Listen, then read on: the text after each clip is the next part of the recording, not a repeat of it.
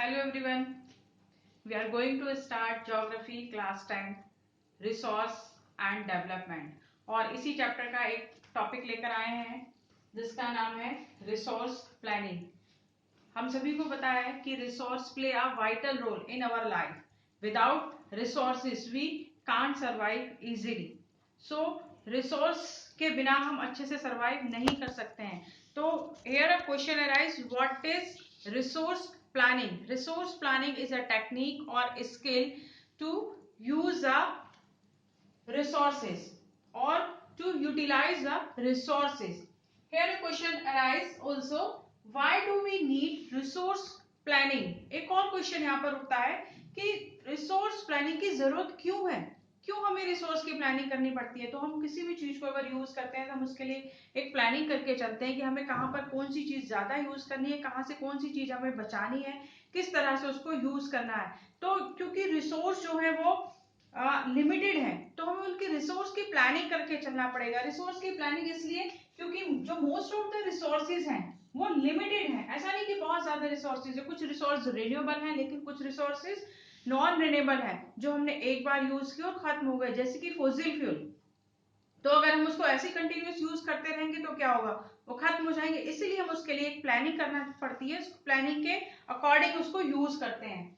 और second one, most of the resources unevenly distributed. Unevenly distributed का मतलब है बच्चे कि कहीं पर कुछ रिसोर्स बहुत ज्यादा है और वो रीजन सेल्फ सफिशिएंट है, लेकिन वही रिसोर्सेज दूसरे रीजन में नहीं है, या तो बहुत कम है या फिर बिल्कुल नहीं है, बिल्कुल वहां पर उसकी एक्यूट शॉर्टेज है।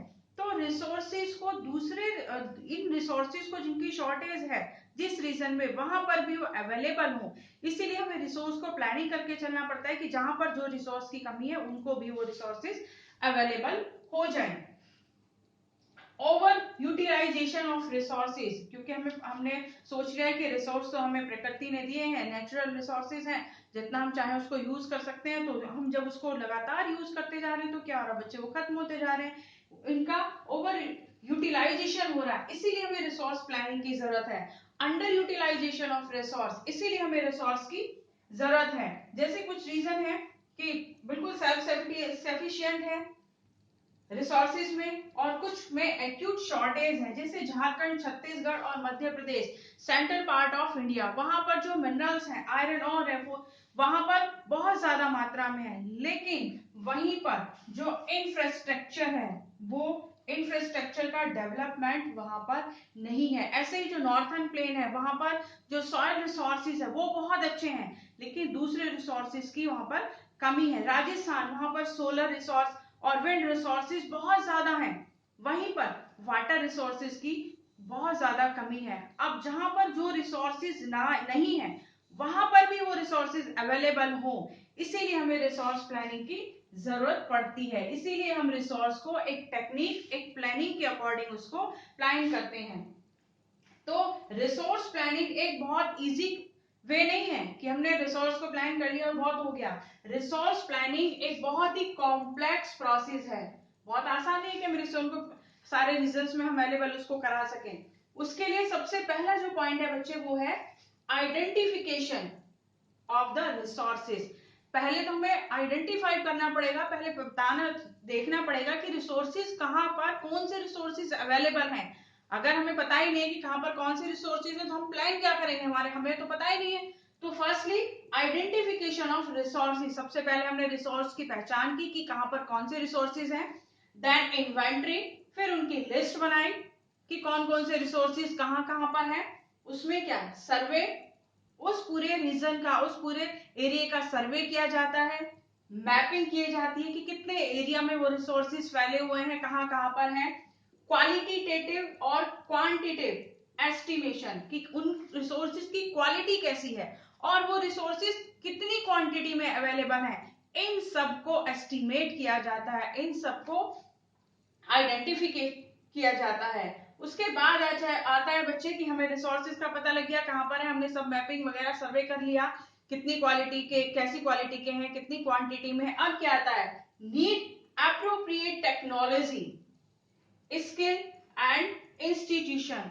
अब उसको एक्सट्रैक्ट भी तो करना है, अब उसको डेवलप भी तो करना है, तो डेवलप करने के लिए हमें उसके लिए एप्रोप्रिएट टेक्नोलॉजी चाहिए, स्किल चाहिए और इंस्टीट्यूशंस चाहिए। यहाँ पर जैसे कि कॉलोनाइजेशन का हम एग्जांपल ले सकते हैं, हिस्ट्री ऑफ कॉलोनाइजेशन, कि जब हमारे ब्रिटिश ने कॉलोनाइजेशन किया था इंडिया में, तब रिसोर्सेज यहाँ पर बहुत सारे थे, बहुत ज्यादा थे, लेकिन टेक्नोलॉजी नहीं थी और ब्रिटिश के पास टेक्नोलॉजी थी, इसीलिए उन्होंने जो इंडिया के जो रिसोर्सेज थे उनको बहुत ज्यादा यूटिलाइज किया, ओवर यूटिलाइज किया। अब इसके लिए हमें एप्रोप्रिएट टेक्नोलॉजी चाहिए, स्किल चाहिए और इंस्टीट्यूशंस चाहिए। लास्ट वन आता है बच्चे matching the resource development plan. जो हमारा डेवलपमेंट प्लान है रिसोर्सेज का, वो मैच करना चाहिए ओवरऑल नेशनल डेवलपमेंट प्लान के साथ। ऐसा नहीं कि कुछ ही वहां पर जहां पर हमने रिसोर्सेज को डेवलप किया है तो उससे कुछ ही जो रीजन है, कुछ ही जो स्टेट है, एरियाज है, सिर्फ वही डेवलप्ड हो रहे हैं। वो प्लान हमारा होना चाहिए ओवरऑल नेशन के लिए, ओवरऑल नेशन उससे डेवलप होना चाहिए, जहां पर जो रिसोर्सेज नहीं है उनको भी वो अवेलेबल होने चाहिए। इसीलिए जो रिसोर्सेज हैं उनको हमें कंजर्व करना चाहिए, बचाना चाहिए। कंजर्व करने का मतलब है कि it is a judicious way of use the resources, कि हमें एक बहुत अच्छे तरीके से उनको यूज करें, कि बचा कर रखें। बच्चे एक बहुत ही ग्रेट पर्सनैलिटी ने कहा है, there is enough for everybody's need but not for anybody's greed. Can you guess who was this? Yes, Gandhi ji, Mahatma Gandhi ने कहा था there is enough for everybody's need, हमारे पास हर किसी की जरूरतों को पूरा करने के लिए बहुत कुछ है, but not for anybody greed, लेकिन किसी के लालच को पूरा करने के लिए नहीं। मतलब पेट भरने के लिए हमारे पास सब कुछ है, लेकिन पेटी भरने के लिए नहीं है। आई होप ये सारे टॉपिक आपको प्लान रिसोर्स की हमें जरूरत क्यों पड़ती है समझ में आ गया होगा। तो मिलते हैं किसी नए दूसरे वीडियो में किसी नए टॉपिक के साथ। Till then good bye, take care.